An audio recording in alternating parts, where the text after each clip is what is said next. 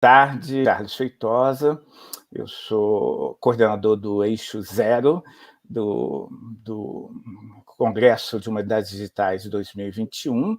Estou aqui na mesa junto com a professora Ana Wegner, que é coordenadora do Eixo 1, de Pensamentos Contemporâneos. A gente tem várias parcerias e resolveu fazer essa abertura em comum, e juntos, e a gente tem uma convidada muito especial, direto da Dinamarca, a Melissa Van Drie, espero que eu tenha pronunciado o nome dela corretamente. Ela vai fazer a fala dela em inglês e a gente vai compartilhar uma tradução em português, que a gente fez no último final de semana. Espero que vocês consigam acompanhar, e se a gente tiver tempo, no final a gente abre para discussões. Então, o plano é esse. Eu começo falando um pouco do eixo que eu coordeno, que é o Zero, um pouco sobre as pesquisas que eu desenvolvo, boa parte em parceria com a Ana. A Ana depois vai ter 10, 15 minutos para falar também sobre o trabalho dela, e depois a gente passa a palavra para a Melissa. No final, a gente vai ter um tempinho para responder perguntas e questões de curiosidade, um tempo para debate. Então, eu começo apresentando, o tempo que estamos tendo 15 minutos, começo apresentando aqui um PowerPoint, que aí eu acho que a gente vai poder acompanhar melhor o que eu tenho para falar. Pronto, vamos ver se vai entrar. Quando você entrou. Então, o tema da minha fala de 15 minutos, eu nomeei de Encruzilhadas entre filosofia pop e humanidades digitais em tempos de pandemia, porque a minha área é filosofia, e mais especificamente filosofia pop, que eu não vou aqui fazer uma longa introdução, mas é um modo de filosofia também meio no modo encruza, de interdisciplinaridade, principalmente com as artes, mas também com as ciências, e durante esse evento com o mundo digital, mundo da informação. Esse é o pôster que chama para o Eixo Zero, que é Encruzilhadas Contemporâneas. Depois a Ana vai falar sobre o Eixo 1, lembrando que a gente está fazendo uma abertura em comum, e hoje à tarde vamos ter várias mesas, aí eu e a Ana a gente se separa, cada um vai estar nas suas mesas de debates do Eixo 0 e Eixo 1, respectivamente. No Eixo 0, o Eixo 0 é um eixo meio coringa, são 12 eixos, mas ele tem o mesmo título do evento como um todo, a ideia de Encruzilhadas Contemporâneas.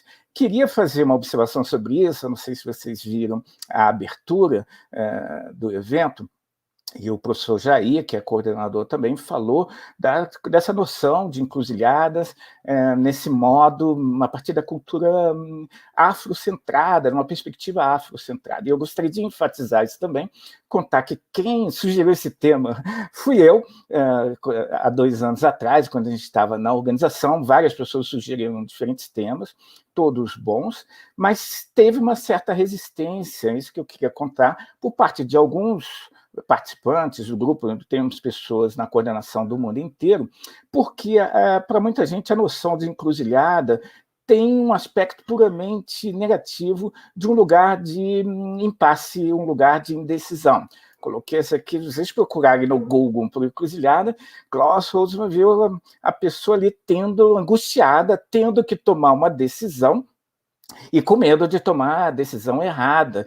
E foi muito difícil, a gente precisou de 3 reuniões para convencer nossos colegas dos outros países que, dentro da cultura brasileira e da cultura afro, encruzilhada pode ter um sentido positivo, e não só de um lugar de drama, um lugar de indecisão, algo que precisa ser superado. A gente tem que ficar o menor tempo possível desse lugar e decidir logo qual é o caminho certo.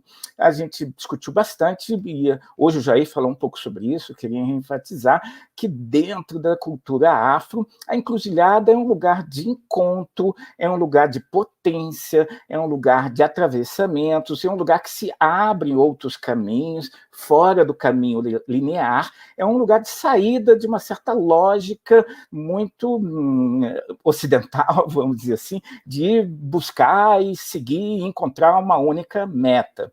Então, então, a sugestão do tema, e é desse eixo que, na verdade, está reproduzindo o eixo do evento inteiro.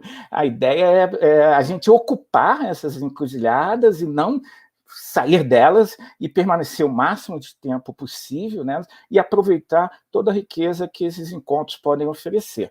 Essa é uma observação sobre o título, meio introdutório, do eixo, dizer que essa distinção, ter noção ocidental, europeia de encruzilhada e uma noção africana, uma está dizendo só como obstáculo, outra está vendo como um ponto de encontro e de atravessamento, é meio parecido com um outro conceito, que eu não vou aprofundar aqui, mas que também tem um sentido muito negativo na cultura ocidental, que é o conceito de fronteira, e está em moda se falar muito de performance sem fronteiras, médicos sem fronteiras, filósofos sem fronteiras, e é sempre uma ideia de como se fronteira fosse um obstáculo, um limite, alguma coisa que você tem que superar.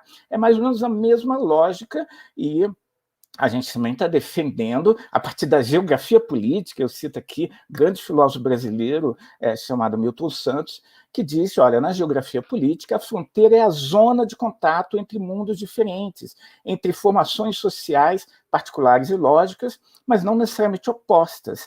Do mesmo jeito que a gente faz essa distinção entre fronteira e limite, fronteira é um negócio bacana, é uma área de interação, a gente tem que defender as fronteiras. Esse evento todo é uma proposta de criar uma zona, uma área, um tempo de interseção fronteiriço entre a área das humanidades e a área do mundo da informática, da informação, e ocupar essa fronteira, ocupar essa encruzilhada, explorá-la no máximo. Então, uma definição misturando os dois conceitos, as encruzilhadas são fronteiras que atravessamos e que nos atravessam. Isso, então, é uma descrição do eixo. Eu queria falar rapidamente, então, sobre os meus projetos.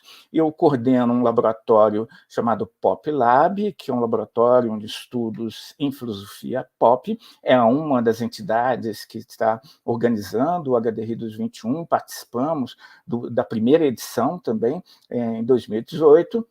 Eu escrevi um livro chamado Explicando a Filosofia com Arte, que tem esse modo pop, misturando filosofia com história em quadrinhos, com cultura de massa, letra de rock, letra de samba.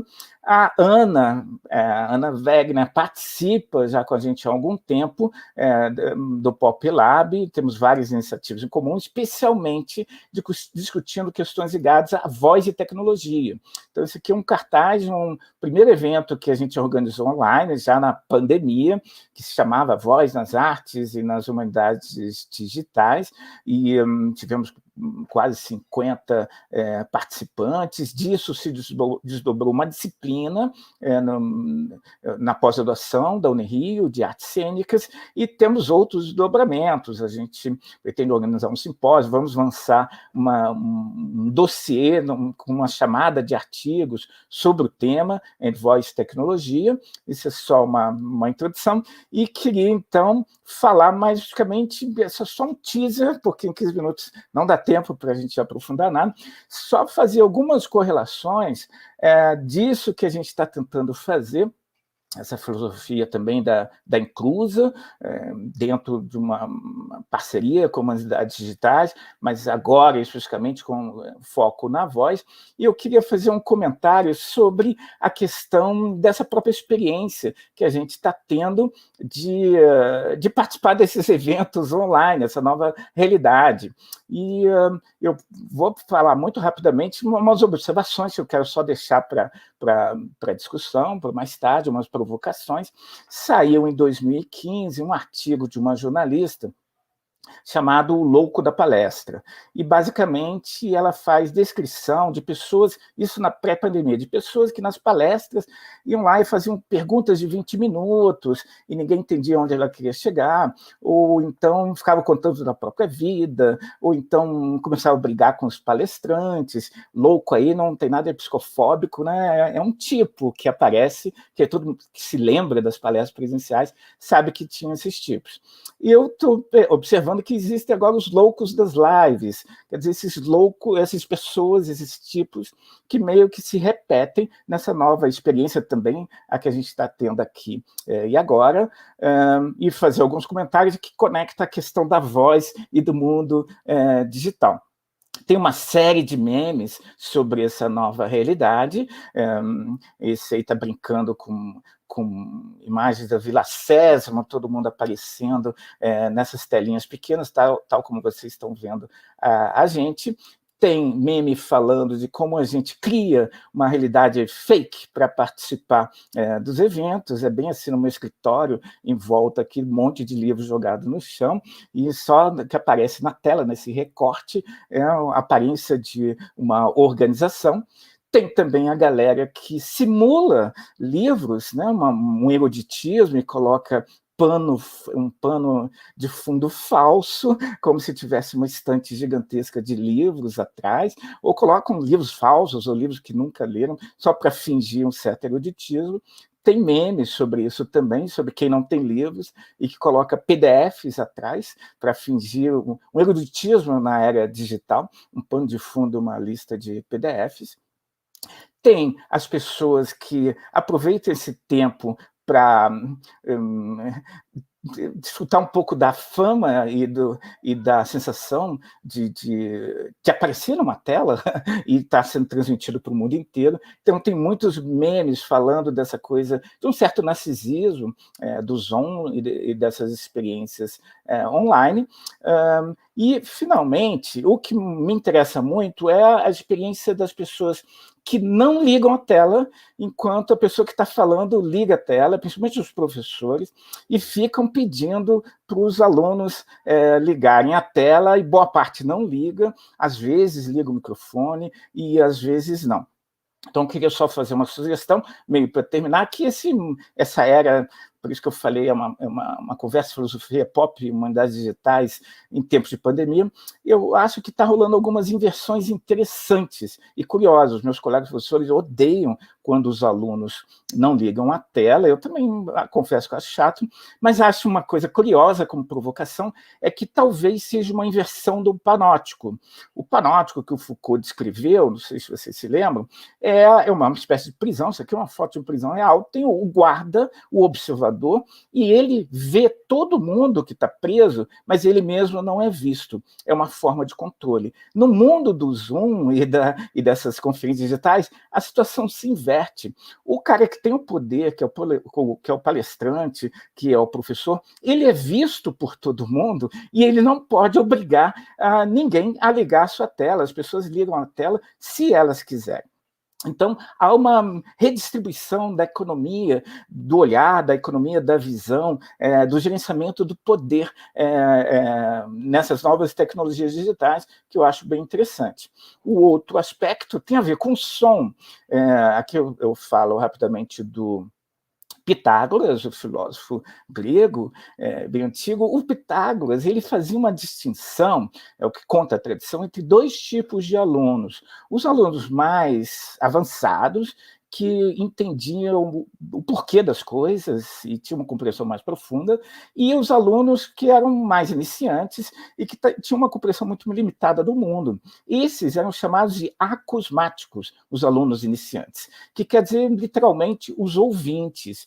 O Pitágoras tinha uma proposta pedagógica inacreditável. Ele dizia, os ouvintes, eles não têm direito de me ver, de ver o professor. Eles vão ouvir a lição, vão ouvir o que eu estou falando, até que eles consigam chegar num nível mais profundo, e aí eles vão ter acesso ao áudio e à imagem do professor. Eu acho isso incrível também. Eu acho que nesse mundo do Zoom, a gente está tendo uma inversão dessa relação de poder. Quem gerencia o que pode ouvir e o que pode ser visto são as pessoas que estão, entre aspas, sempre estiveram nessa posição passiva no compartilhamento do saber. Então, há uma inversão do panóptico e há também uma inversão também da economia da fala e do som. É um poder que foi compartilhado, há uma democratização desse processo. Então, nem tudo, obviamente, há perda, a gente não pode tomar café, né, depois da reunião, mas assim, há algumas perspectivas que se abrem. Era isso que eu queria mencionar muito rapidamente. Para terminar, eu queria dizer para vocês que eu estou dando um curso sobre a questão do apocalipse na filosofia e no cinema, não é o nosso tema aqui, mas queria dizer que há uma moda de dizer que tem um apocalipse digital também que está para chegar. Tem muitas, se vocês procurarem, vamos falar, inclusive tem um termo inventado por uma autora chamada Nina Shi, que acabou de lançar um livro, Infocalipse, que é o apocalipse do mundo digital. Ela está especificamente nesse livro trabalhando com os deepfakes, quer dizer, não são mais. Em 2018 o tema era fake news, agora o nosso problema são as deepfakes, esses vídeos que a gente bota qualquer pessoa falando o que quiser. Eu só queria terminar que nesse curso, dizendo que nesse curso do Apocalipse, a gente viu lá no próprio Apocalipse da Bíblia duas imagens que eu acho que eu queria deixar como mote também para a nossa conversa e para o evento todo. Uma que fala lá que Deus dizendo no Apocalipse, eu vou voltar que nem um ladrão. Então se prepara, porque eu vou chegar a qualquer hora. Isso dá uma coisa de ansiedade, dá uma coisa de vigilância, de controle. Em geral, esses discursos sobre o apocalipse digital, a ideia é assustar e criar pânico. Mas existe uma outra imagem lá, que o próprio Deus passa para João, que está na Bíblia, que diz, olha, eu vou chegar que nem uma visita que não avisa que vai chegar, mas é uma visita, é um amigo seu que está chegando e que só não está avisando que hora que você vai chegar. Então, eu estou propondo para esse novo mundo, essas novas transformações, que a gente não tenha só essa atitude de medo, de pânico e de vigilância, essas transformações todas, mas também um pouco de hospitalidade, a capacidade de ter hospitalidade para uma visita que não avisou que ia chegar, chegou tarde da noite, a gente não estava preparado, não tinha comida, mas a gente abre a porta feliz e o acolhe. Essa é a ideia, que é essa dupla ambiguidade, eu acho que é uma sabedoria do Apocalipse. Última, já passei do tempo, né, Ana? Última citação para terminar, Derrida, em 1987, ele disse assim, eu creio que se a Câmara tem que entrar na universidade, será preciso que se altere todo o espaço, será preciso que aqueles que são responsáveis pelo ensino, tanto professores como estudantes, levem em conta de que existe essa máquina, que não continuem a falar simplesmente como antes e digam que existe uma máquina de arquivamento que grava o que está ali sem transformar o espaço. Eu acredito em mudar os códigos. A ideia, não se esqueçam que a gente está aqui nesse mundo online, não finja que é tudo a mesma coisa, mas vamos olhar tanto para os perigos e as perspectivas que se abrem. Pronto, correndo, apresentei aqui minha fala, passo a palavra para a Ana, que vai falar um pouco do projeto dela e compartilhar um pouco com a gente o que ela anda fazendo. Obrigado. Microfone, Ana. Eu já vi. Bom dia, boa tarde a todas, a todos, a todes. Na verdade, eu já tenho muito hábito de trabalhar com o Charles e somos duas pessoas que adoram falar. Então, como eu gostaria muito que é uma oportunidade da gente... E a gente vai ter muito tempo ainda, daqui até quinta-feira, de estar trocando com cada um, com todas as pessoas que fazem parte desse eixo temático, eu vou ler o meu texto justamente para não correr o risco de comer o tempo da Melissa. Então, é um grande prazer estar aqui dividindo essa mesa virtual com a Melissa Van Drie e com o Charles Feitosa, esses pesquisadores que eu admiro tanto e considero grandes amigos. E é uma alegria estar aqui com vocês dois e também é uma honra de mediar as comunicações que vão suceder a nossa conversa. Eu estou completamente entusiasmada com essa perspectiva de passar essa semana toda pensando com todas e todos essas questões ligadas ao nosso eixo temático Pensamento Contemporâneo e Mundo Digital, que conta com contribuições interdisciplinares tão pertinentes e diversas. O Charles já me apresentou um pouquinho, eu não vou me atardar muito, eu vou me concentrar somente em dividir com vocês um aspecto preciso da maneira com que o caminho das minhas pesquisas ele foi atravessado por esse campo das humanidades digitais, sem que, inclusive, eu tivesse planejado. Eu sou pesquisadora na área das artes cênicas, especializada na questão da interpretação teatral e da formação de atores e atrizes, mais especificamente no que diz respeito à questão da voz, enfim, da formação vocal do ator, de processos de criação ligados à voz no teatro.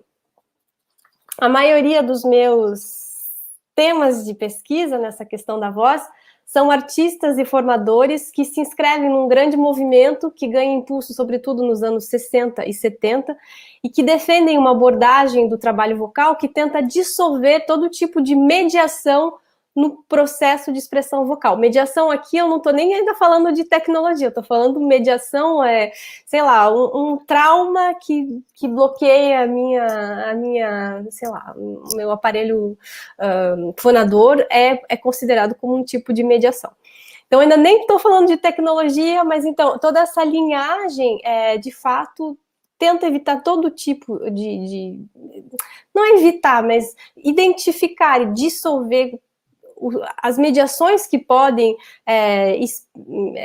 interromper um processo de expressão vocal mais fluido, e essa busca nessas linhas de pesquisa e pedagógicas, elas vêm muito ligadas a noções que são representativas disso que eu estou falando. A gente vai escutar muitas vezes a palavra, por exemplo, o termo voz orgânica, voz liberada, voz natural. Eu não vou entrar nos detalhes, nem dar referências, eu vou dar outras referências bibliográficas que, para os que se interessam, vão poder, enfim, ter mais precisões enquanto a esses termos, mas justamente essas abordagens parecem, enfim, e esses termos parecem, inclusive, caminhar no sentido oposto de uma voz mediatizada, atravessada por qualquer tipo de objeto técnico em seus meios de produção. E as minhas práticas artísticas, inclusive, e pedagógicas, são herdeiras desses movimentos que eu acabei de citar. Em 2018, eu fui convidada a co-dirigir com a Chloé Larmé, uma pesquisadora francesa com quem eu trabalho bastante, um workshop na Mikhail Kakoyannis, Foundation, em Atenas, e era dentro de um evento, esse workshop aconteceu num evento que, enfim, que misturava pesquisadores e artistas em torno da questão da relação entre tragédia grega e tecnologias digitais na cena contemporânea. A gente convidou para trabalhar com a gente nesse workshop Roberto Moura, que é um professor de canto, especialista no método Feldenkrais, e o Christophe D'Alessandro, um músico e pesquisador que desenvolve luterias digitais e que trabalha especificamente na questão da síntese da palavra e da voz. E com essa equipe, nós desenvolvemos um workshop para atores que visava integrar o uso do microfone e a manipulação de vozes sintetizadas em processos de aprendizado e de criação no contexto específico da interpretação da tragédia grega. Nesse processo todo, eu fui responsável pela elaboração de protocolos pedagógicos que foram, é claro, altamente inspirados por aqueles mesmos métodos que visavam uma voz conectada somente aos impulsos corporais que eu citei acima, ou seja, menos mediatizadas possíveis. Me senti numa encruzilhada nesse momento. Como conciliar? Então, mas os resultados desse trabalho foram surpreendentes e me mostraram que o uso de ferramentas digitais podem sim ser conciliados com uma dimensão sensível e extremamente ancorada no corpo.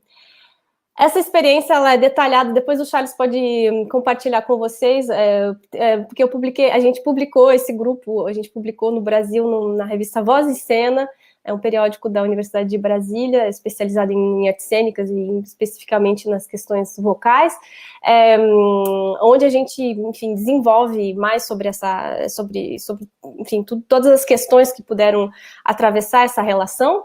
Mas se eu cito aqui mesmo brevemente esse momento importante na minha pesquisa, que foi uma encruzilhada, porque a partir daí eu comecei a me interessar pela questão das tecnologias digitais em relação com a voz, no ponto de vista prático. Depois disso, pude desenvolver outras experiências pedagógicas e também comecei a desenvolver pesquisas, enfim, que inclusive estou desenvolvendo conjuntamente com o Charles. Mas se eu estou citando aqui essa situação, esse momento, é porque ela é muito representativa da preocupação central desse nosso eixo temático, pensamento contemporâneo e mundo digital. Os impactos positivos e negativos das tecnologias digitais sobre o sensível, sobre os afetos e sobre o corpóreo. Como que a gente pode conciliar tudo isso? Eu acredito que essa é a nossa grande questão, como conciliar tudo isso. E eu acredito que a arte, em geral, não, né, falei do ponto de vista do teatro, mas eu tenho certeza que as comunicações que a gente vai poder dividir, tem vários que apontam também para essa questão, mostram que a arte, em geral, pode abrir reflexões, que a arte está muito bem situada para abrir reflexões pertinentes para essa que, para mim, enfim, para nós, para o Charles e para mim, será uma das grandes questões do próximo decênio.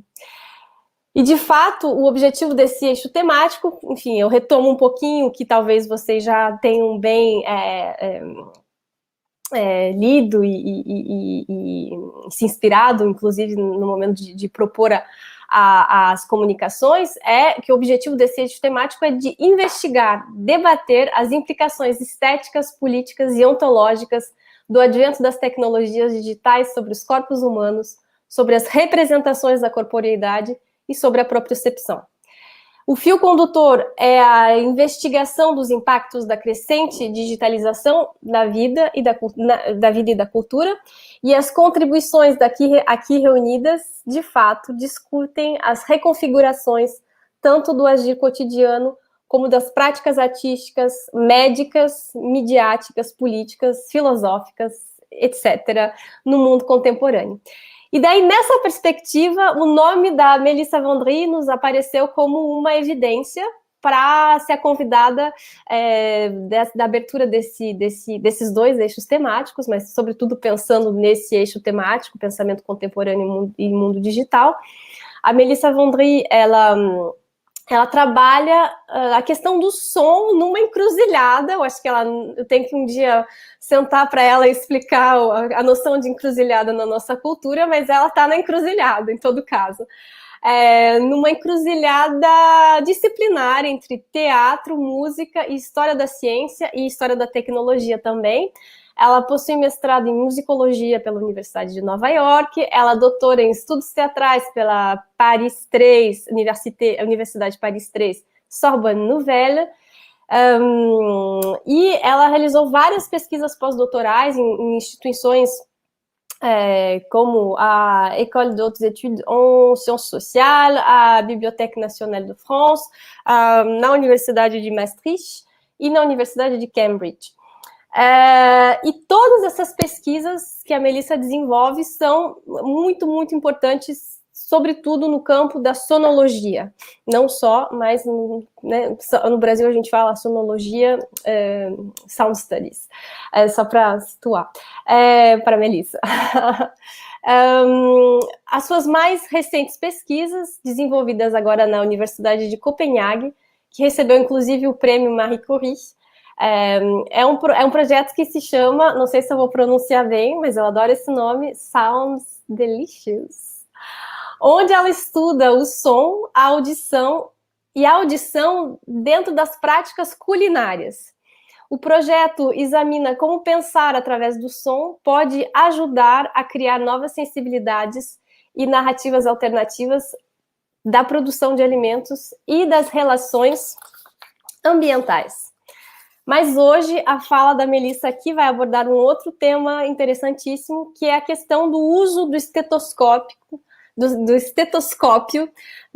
as práticas pedagógicas em torno desse instrumento na história das ciências, e das histórias das ciências médicas, mais especificamente, e a importância dos arquivos digitais nessas práticas. Melissa, o Charles e eu te agradecemos imensamente por ter aceito esse nosso convite, e a gente te passa a palavra. Just a minute, you're going to share the translation. It's so long. Thank you. Obrigada, Ana. Obrigada, Charles. Hola. Hello, everyone.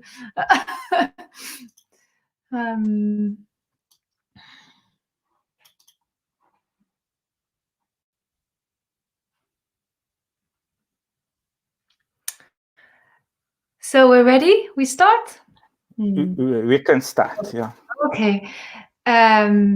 So I speak in English today. I wish I could speak in Brazilian Portuguese, but I can't. So hola, hello. And I'm talking about the stethoscope today and medical listening.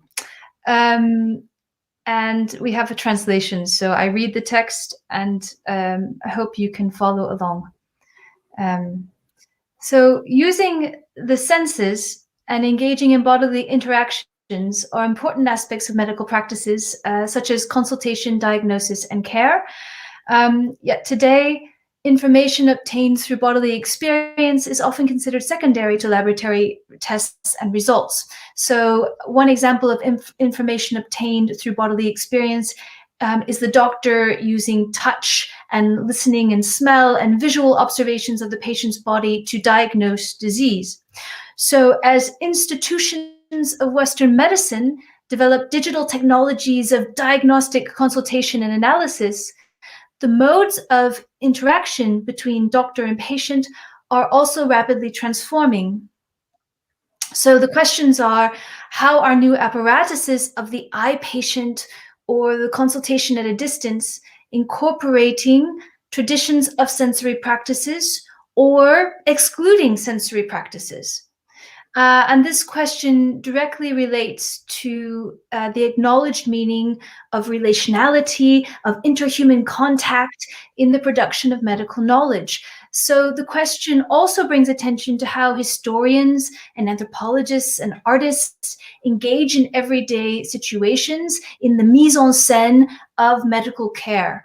So I guess as we've witnessed in this COVID-19 pandemic, it is absolutely important that the architects of medical care, the organizations, the politics, the developmental strategies continue to seriously consider the complex importance of human contact and notice the stress put on real bodies of medical practitioners in everyday hospital situations. So I think that the study of embodied techniques is relevant for medical humanities. I think that the history of medicine and medical technologies and the uses of medical technologies is interesting as an entry point into sensorial research.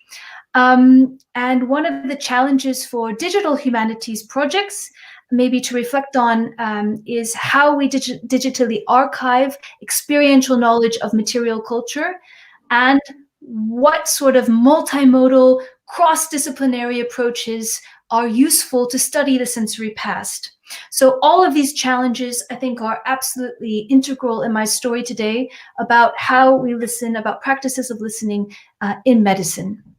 So I'm bringing a specific case study today, and it's based on my work, my past work on auscultation, techniques of listening, and the history of the stethoscope in medical practice. So more specifically for today's conference on digital worlds and digital archives, I want to underline the richness of turning to pedagogical histories and to the kinds of documentation that hold traces of subjective experience, sensory learning, architectural spaces, and the coordination of bodies. So I'm talking maybe about kinds of information that are marginalized, forgotten, underrepresented in traditional medical stories, histories, and archives. So the development of mediate auscultation during the early 19th century marks an important epistemic shift in medicine. So through a tool called the stethoscope, the doctor listened to the patient's inner body. And here the doctor's main focus was shifted from analyzing the patient's verbal account of symptoms to qualifying the patient's inner body sounds. So the doctor had to learn how to interpret a whole range of abstract sounds that indicated how the inside organs were functioning, if it was normal or abnormal. So one of the defining traits of this technique is to create a direct, enclosed pathway between the physician's ear and the patient's chest. So today, placing a cold stethoscope diaphragm upon the patient's skin is emblematic of early physical contact between the doctor and the patient.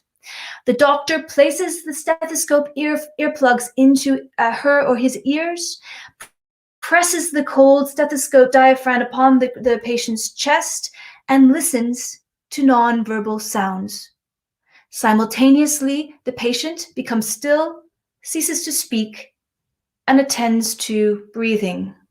And it is a moment steeped in physical presence, in connection, and a moment emotionally charged with the possibility of diagnosis. So this is historical. This is what happens historically in medicine. Through auscultation, the patient became studied as a body, as an object. And auscultation developed an entire set of conceptual and instrumental tools from which later visual diagnostic technologies are descendants, like the X-ray. So the X-ray, the ways of observing through the X-ray also are connected to listening through the stethoscope.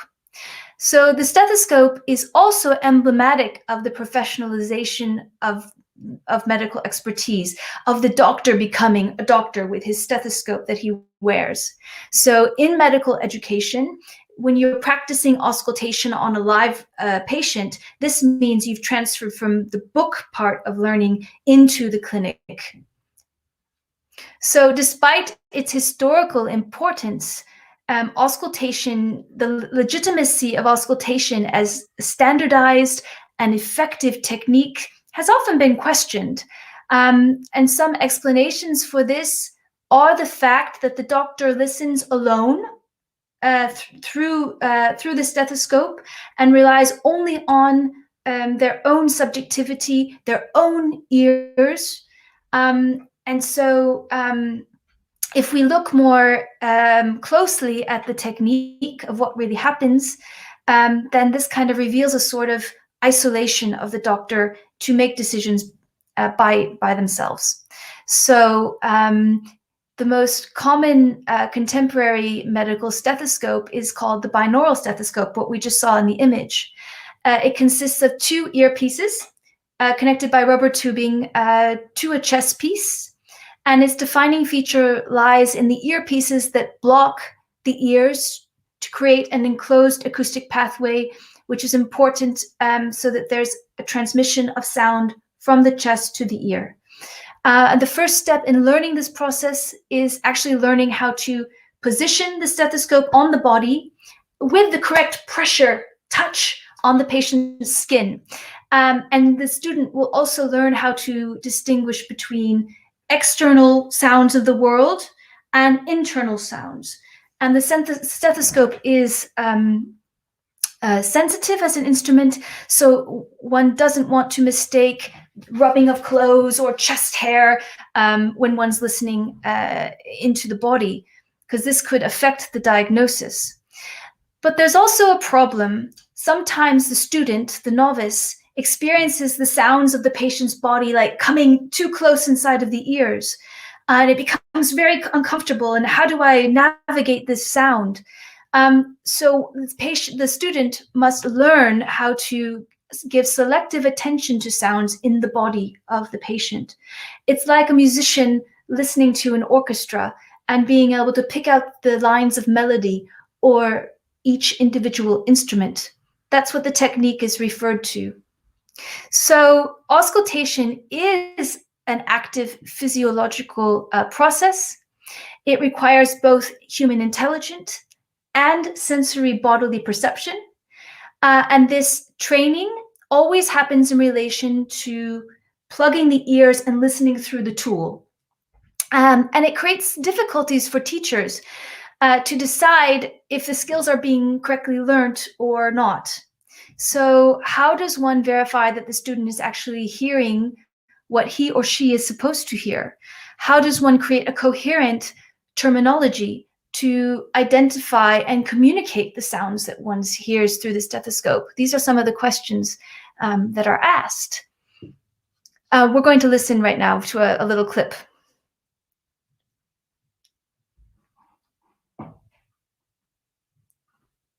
Can you hear? I can't hear.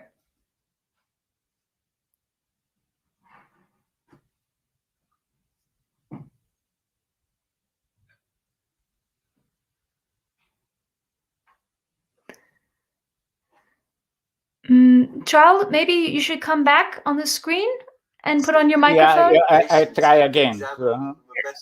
Oh, there it is. We hear it. Yeah, I try again. Okay. I think it's a trademark, the doctor's trademark. I mean, look at me wearing it around my neck now. Sorry, And it's like the little Okay.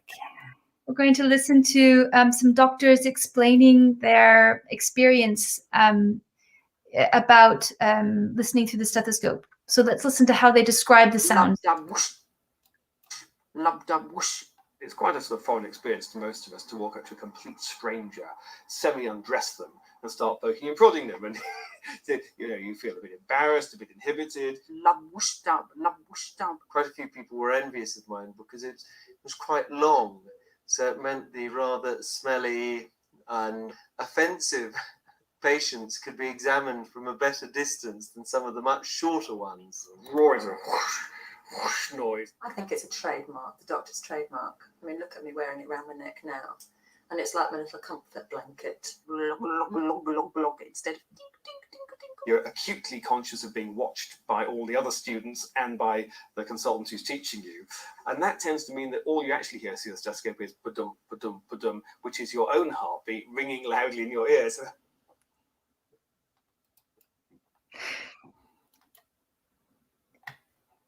So in that sound clip, it's a documentary that was put on the BBC. It has doctors using their tongue and teeth and mouth to explain what they hear through stethoscopes in daily practice. So it's kind of a challenge to communicate exactly what one hears, and we use imitated sounds to do this. And this is a common practice when one begins to speak with doctors.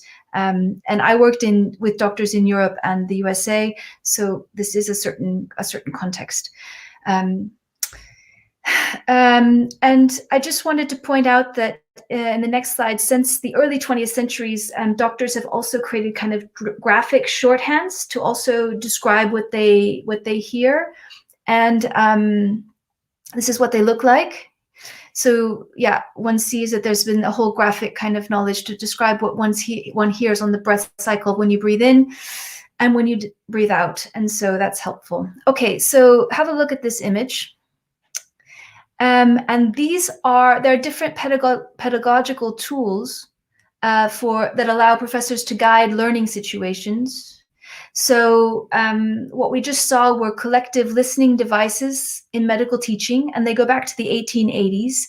And what we saw was a stethoscope that used multiple rubber tubes and earpieces connected to a single diaphragm, and 6 or 12 students could listen to a single patient at once. And in this way, the professor controls what was heard. So it's called a collective stethoscope.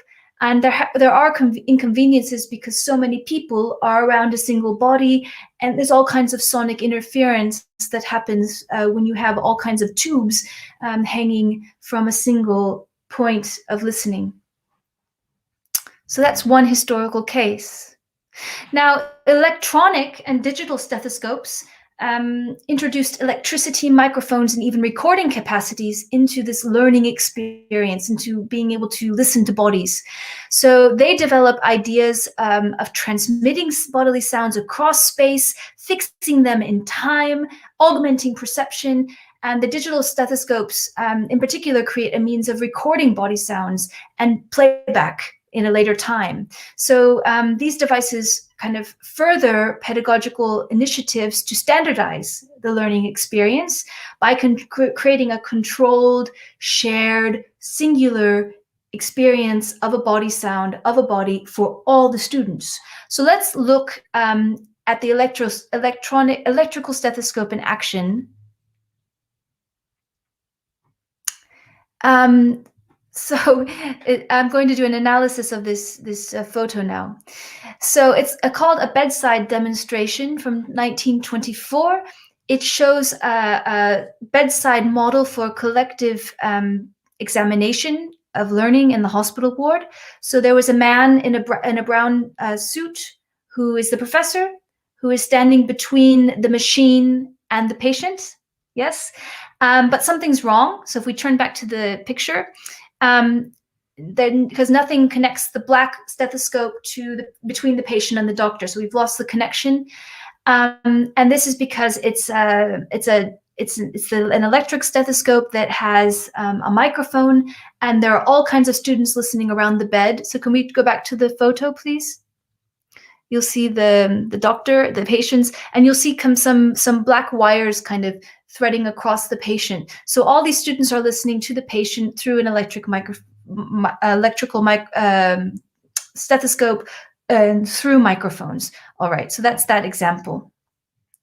So this allows everyone to listen to the same thing, but it also changes one's proximity to the patient. And in the next image, we can see this better as they're listening through the stethoscope. And you can see that they lose skin-to-skin contact with the patient. There's changes in body postures and temperatures. The sights and smells of the patient's body are absent. So we have a physical distance created by the device, which can also create passive student watchers instead of an active comprehension. So this is a bit different when one brings electricity into the game. So now I'm going to start ending my talk. And I wanted to end with an example that describes a particular function of the stethophone, which was the first lecture hall device that used electronic microscopes to allow 125 students to listen simultaneously to the same sound. This was in 1923. Each auditorium seat was connected to the professor's microphone. So can we see the photo now? So here it is. They're sitting there listening, and the professor could stand on stage and with the patient, and everyone plugs their stethoscopes in like a telephone and listens, or radio and listens in. So and this is what, so what can also happen in this, with this stethophone, is that the professor could also be positioned in the ward, so that students will be listening alone in the auditorium and listening from afar into the ward. And this, I want to, so this is the plan of the stethophone as it's connected into this. So we have these kind of technical documents where we can see how the microphones are placed in a auditorium. And I did this also to remind us of the wires that are involved and the wiring of the hospital. All right, we're almost done. So I just wanted to say that with this pedagogy, so if with this lecture hall apparatus, sometimes the professor could go far off in the hospital and listen into and send sounds to his students far away. And there was something really nice that they taught, really interesting, is that there was this microphone transmitter that's resting on the flesh of the patient, and the vibrations pick up both the instructor's voice and the body sounds of the patient. So that means that the instructor can talk through the patient, and this is really a striking act of patient objectification. So it's a moment when the body and the bone and the cavities and the fluids of the patient become part of a medium of transmission, so that the doctor talks through the body to his students. And I found that a really striking example of how these sound technologies affect bodies and make them objectified. So in conclusion, electronic and digital stethoscopes are technologies that fold throughout time. They are not conceived to replace the traditional binaural stethoscope nor its practices. They actually have a relatively limited use in everyday medical practice in comparison to the ordinary acoustic stethoscope. The electronic and digital stethoscopes are part of a highly performative multisensorial learning event in medical education, in which bodies and wires and skin and metal and patients and sounds and screens and beds and rooms all interact.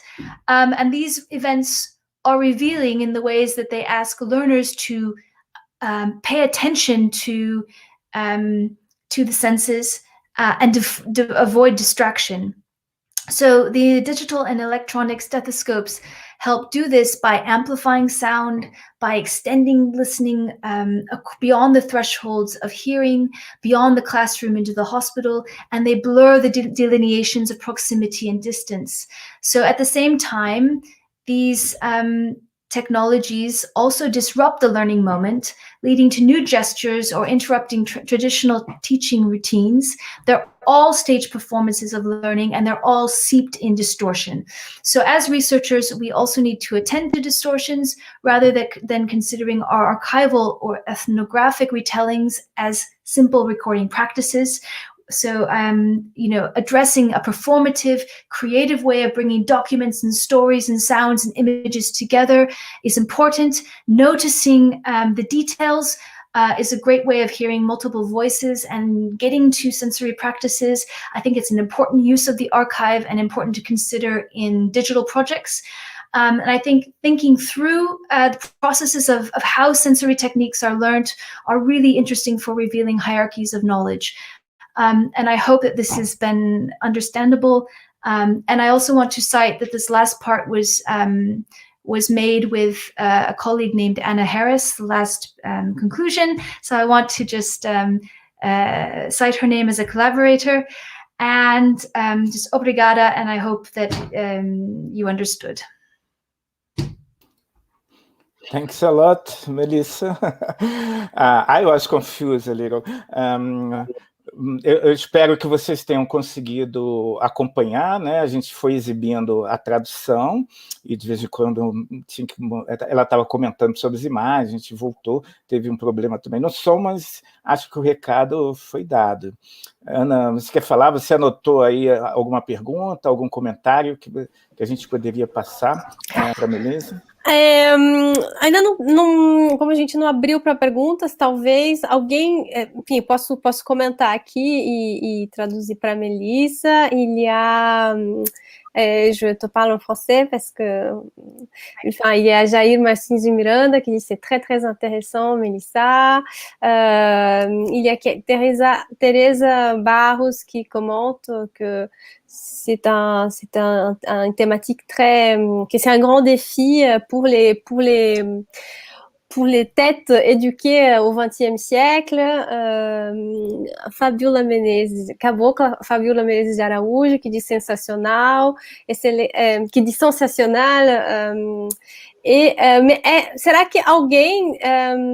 A Fabiola está pedindo para a Melissa falar um pouco mais sobre esse projeto de pesquisa do Delicious Sound. Juste pour te dire, Melissa, parce que quand je t'ai présenté, j'ai dit que, enfin, j'ai juste évoqué ton projet que j'adore, Sound Delicious, et il y a Fabiola qui demande, est-ce que tu pourrais en parler très rapidement? E lembrando que agora é tradução consecutiva, então ela tem que falar e... Peut-être tu parles en français, non? Si ça te dérange pas? En deux mots. Pour que tu traduis, c'est ça? C'est ça. Oui, parce que je risque... en même temps, peut-être que... Okay, merci. Oui, j'ai commencé à travailler sur le son en cuisine, n'est pas du tout étudié et o som na cozinha não é nada, é um tema, uma temática que não é estudada.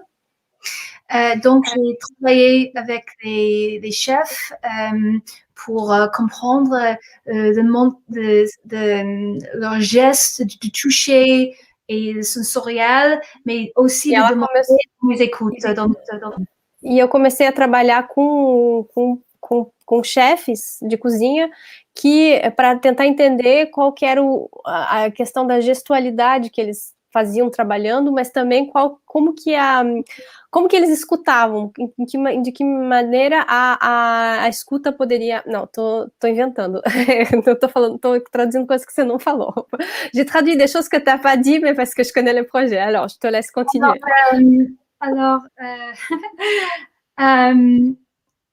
Donc, c'est presque comme d'amener le stéthoscope au centre de cuisine pour voir, pour écouter les rythmes de cuisine.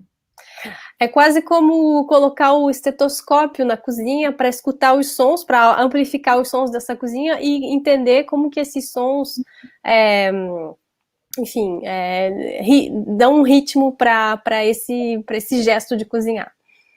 Alors, j'ai compris que ce qu'on fait dans la cuisine est aussi souvent très séparé de où est préparé, d'où vient notre alimentation.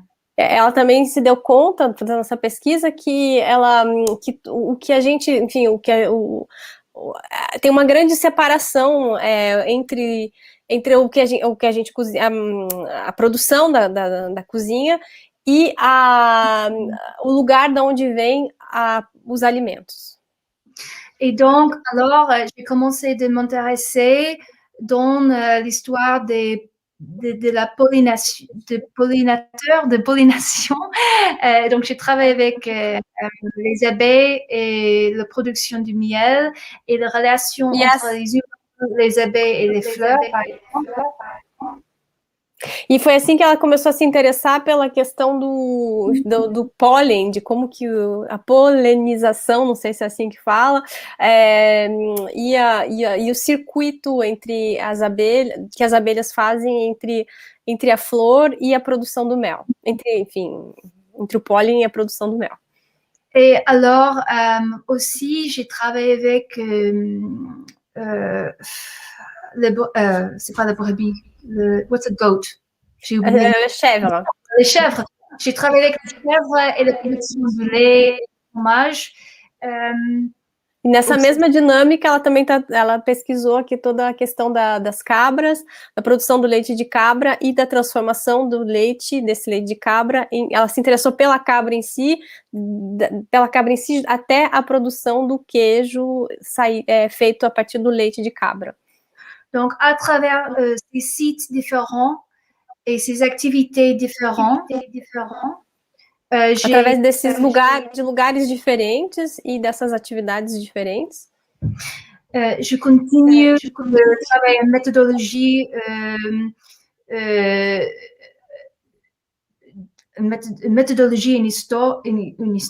une histoire des pratiques, des pratiques corporelles et de travailler comment l'importance de nous rendre nous-mêmes sensibles au monde. E a partir dessa perspectiva que ela começou a trabalhar esse tema também, a partir da história das práticas corporais e os impactos que isso podem ter na maneira com que a gente se torna sensível ao mundo. Et donc, c'est aussi par rapport aux questions de santé, de notre santé et de matérialité du terre. Donc, le médecine aussi, n'est-ce pas? Le contact humain dans la médecine, le contact physique, le sensoriel, compte dans tout ça. Isso também diz respeito à questão do cuidado do cuidado e tem uma relação com a questão da saúde, posto que, enfim, ela faz uma correlação entre a área da medicina, que ela abordou agora há pouco, e essa que ela acaba de citar, nesse sentido, que os dois dizem respeito à questão do cuidado de si e da saúde. Et je pense, pour terminer, je pense que tout ce travail fait partie des zones un travail sur des zones de contact et sur les voix et les personnes et les créatures qui sont oubliées dans nos histoires. Donc, voilà. Donc, je pense que ça connecte à ce panel et les thématiques. E para concluir, ela conecta também isso com o que a gente, com essa temática desse painel, que é a questão dos que são sempre esquecidos, das criaturas que são sempre esquecidas, criaturas no sentido muito largo do termo, que são esquecidas na construção da história. Merci beaucoup. Temos que, infelizmente, terminar, né, Ana?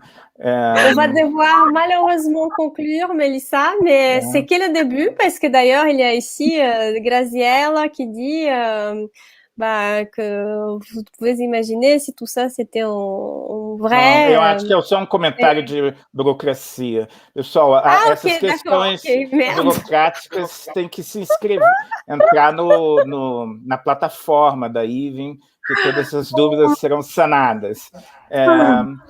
Vamos terminando por aqui, que a gente... Je vais finir avec Encruzilhadas da Presença. C'est un commentaire qui dit respect, qui parle justement du croisement des présences. Et c'est que le début, on va continuer à dialoguer. Melissa, t'es la bienvenue. Tout sera en portugais désormais, mais t'es la bienvenue. Et Charles et moi, on va devoir partir en courant parce qu'il y a une autre salle qu'on peut te donner l'adresse si tu veux aller la visiter, qui va commencer les communications dans une minute. Obrigado a todos. Então, gente, muito obrigado. A gente vai continuar, enfim, sobretudo para quem a gente continua esse papo e agora a gente vai para outra sala, enfim, o Charles vai para a sala 0 e eu vou para a sala 1. E a gente vai começar, amanhã então... estamos nós dois juntos. Isso, exatamente. Obrigado de novo, Melissa, todo mundo. Muito obrigada, Ana. Melissa. Obrigada, e obrigado Charles. Também a Janaína Nessi, claro, que deram Janaína, suporte. muito obrigada, exatamente. Tchau, gente. Tchau, a gente tá meio que correndo para outra sala. Vamos lá.